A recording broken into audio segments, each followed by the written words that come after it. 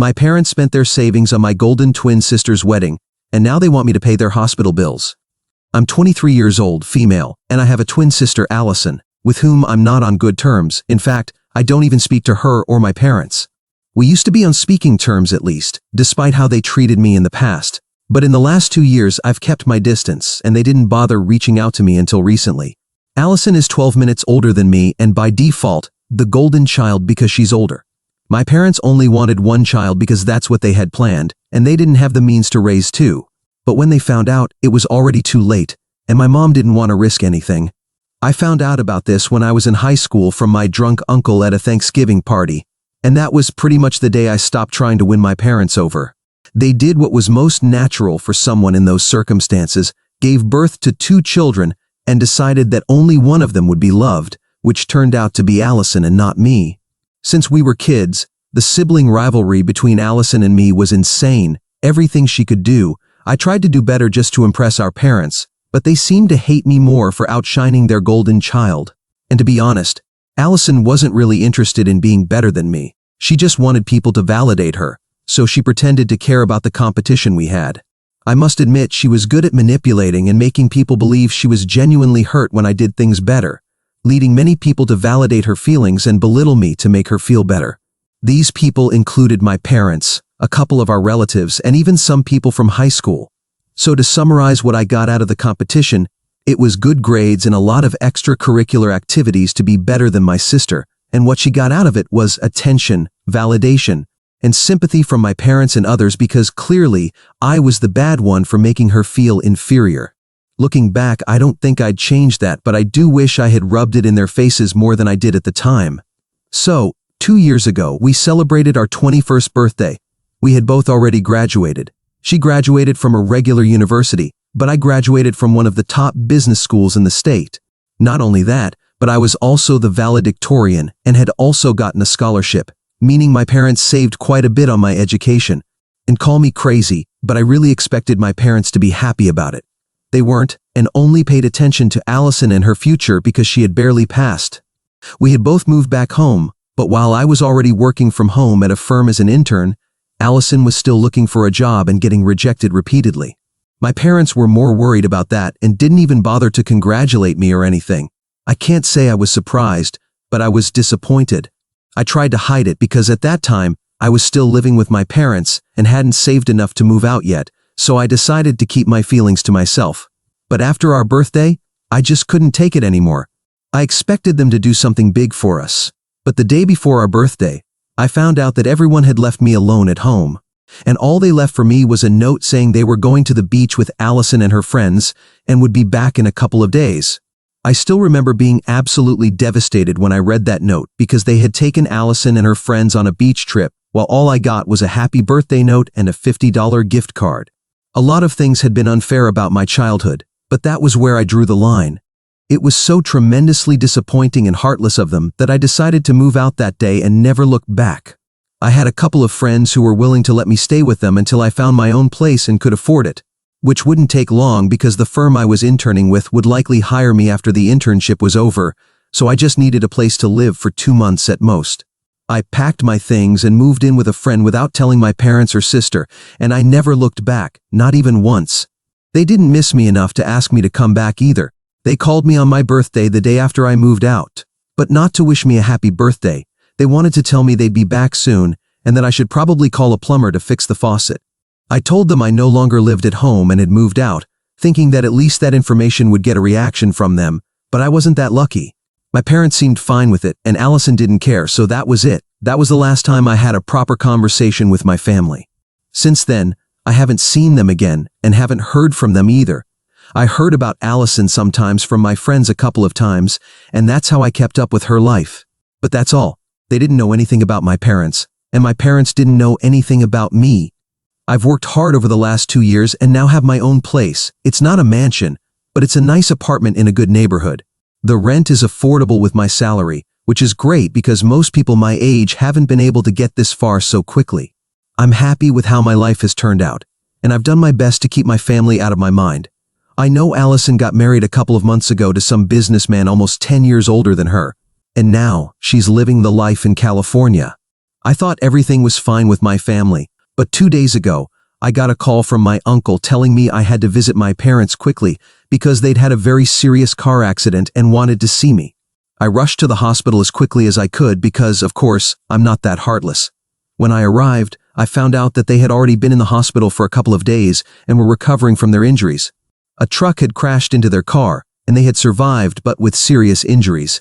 They didn't have health insurance because my dad always believed that if we took care of ourselves, we wouldn't need to go to the hospital at all, which is one of the dumbest opinions I've ever heard. They had first contacted my sister, but she told them she wasn't going to come back and that she wouldn't help them either. Apparently, it was vulgar for our parents to ask for financial help from their wealthy sons-in-law so soon after their wedding, and she didn't want to appear like a gold digger to her husband.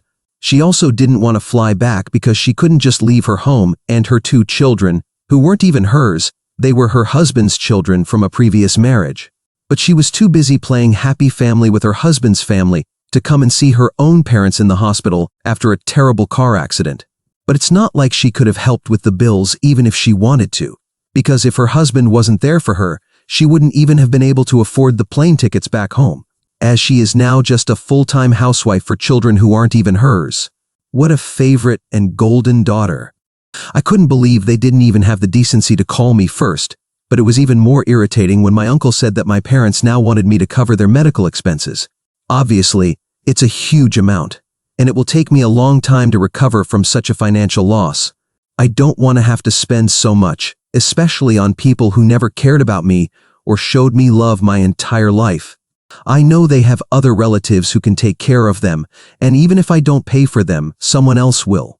It's just that it will probably be more humiliating for them to accept money from others, and they will definitely have to pay it back much sooner than they would have to pay me back. At least that's what they told me while asking me to cover the bills and even promised that I would get the money back in no time. So, I don't know. I'm in a tough spot right now. I can humiliate my parents by refusing to pay their medical bills and take care of myself, or I can pay for them, lose my own money, and then keep waiting for them to repay that amount. If I'm being completely honest, I really don't want to pay for them at all. We haven't spoken in the last 2 years, and things have been bad between my family and me for as long as I can remember. Now they're almost like strangers to me, so I don't feel very inclined to help them right now. But then that would mean I'm no better than Allison, which would be horrible.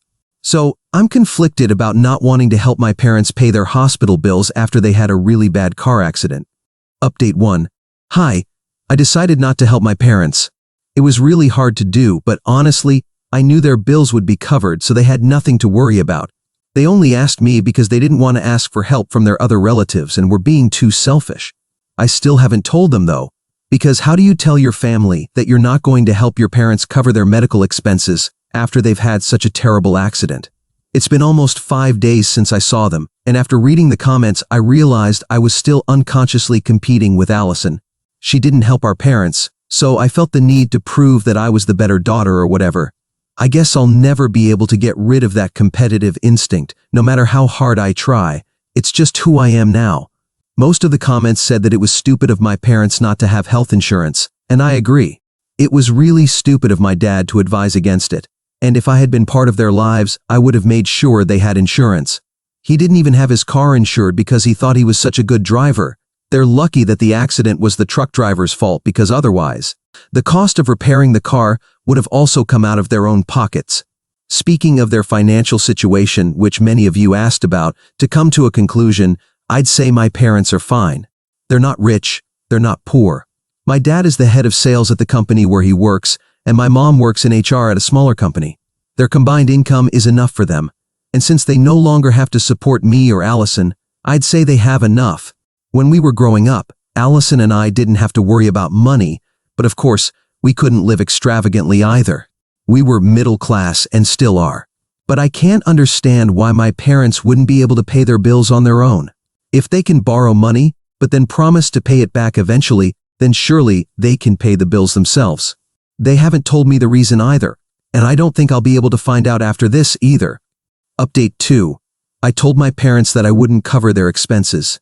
They had been calling me for the past week, and yesterday, I finally realized that I couldn't just ignore them and let this drag on until they got out of the hospital. So, I answered their calls, told them I had thought about it, and that I didn't feel the need to help them. As expected, they didn't take it very well and were very angry about it. My mom completely criticized me and yelled at me as loudly as she could with her broken ribs, calling me ungrateful and other usual things. My dad simply told me that I was no longer his daughter and hung up after my mom finished yelling at me. It didn't hurt as much as I thought it would because I hadn't been their daughter for a long time. I mean, I can't even remember the last time I felt loved by my parents. And they hadn't talked to me on purpose or cared about me for 2 years, just because I moved out after they ignored me on an important birthday.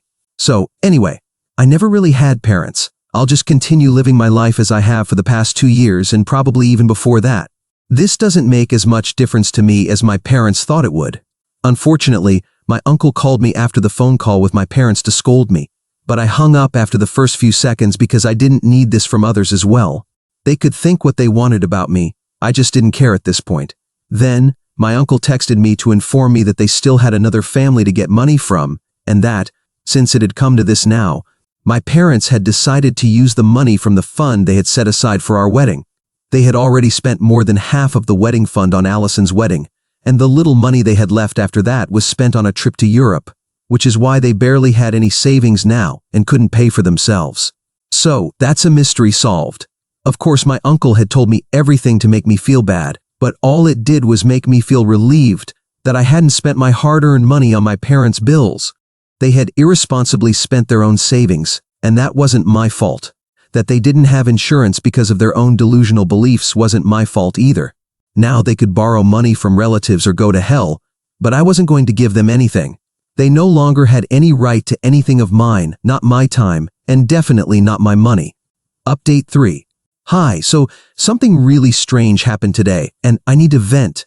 I haven't been able to tell my friends about what's been happening because most of the people I know now haven't known me for long. And I don't think I want to reveal anything about my family history to these people at this point. So Reddit is all I have. Anyway, it's been almost 2 weeks since I last spoke to my parents. A couple of hours ago, in the afternoon, Allison showed up at my house, and I was surprised by her sudden visit. First of all, because I didn't think she would know where I lived, but one of our old school friends told her the neighborhood where I lived, and she asked around to find out where I was, which was a lot of effort for her to go through to find me of all people. She also looks and acts very differently from what I remembered. She has become more refined and sophisticated, I think, and that's been a big difference because she used to talk like she was still in high school. But now she sounds more polished somehow and even behaves better. Her way of dressing has changed, the jewelry she wears has changed, and even her makeup. I actually felt like I wasn't talking to Allison today. Suddenly, everything about her has aged. But one thing that hasn't changed is what she's like as a person. I guess you can't put makeup on your heart and tell people to call it Mrs. Davis, as she did with herself. Her personality and beliefs haven't undergone any renovation, that's for sure. I let her in after she knocked on the door, and I was really surprised to see her, but I was also curious to know why she had come, so I decided to talk to her. After some small talk about her life, where she told me everything she'd been doing without being asked and bragged about how fabulous her life was as a housewife of 2 small children, married to a rich guy with nothing to worry about except her cuticles, I waited for her to get to the point while politely nodding at her boring speech about how wonderfully underrated being a traditional housewife is. She was even advising me to do the same, so I really couldn't wait for her to stop talking about irrelevant things and get to the point already, which she did after about 15 minutes of talking about her life.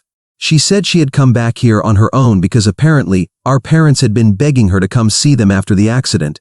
They didn't want her money, but they just wanted her to be there for them, and after 2 weeks she finally came back and thought of coming to see me too so that we could bury the hatchet. So far, so good. But then she started complaining about how needy our parents were and how they were being disrespectful to her new family. She complained over and over about how she had to leave her 2 babies with her nanny just to come visit them, and how she hated our parents for making her choose between them and her kids. I'll never understand why exactly she keeps calling them her kids when they obviously aren't.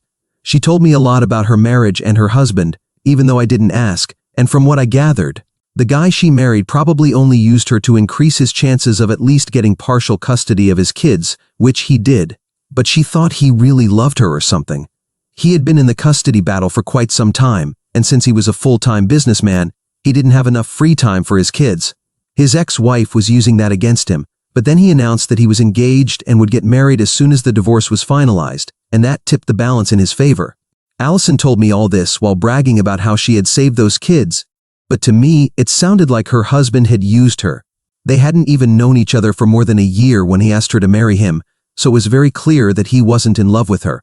No one falls in love that fast, especially after a divorce, but she seemed completely oblivious to that.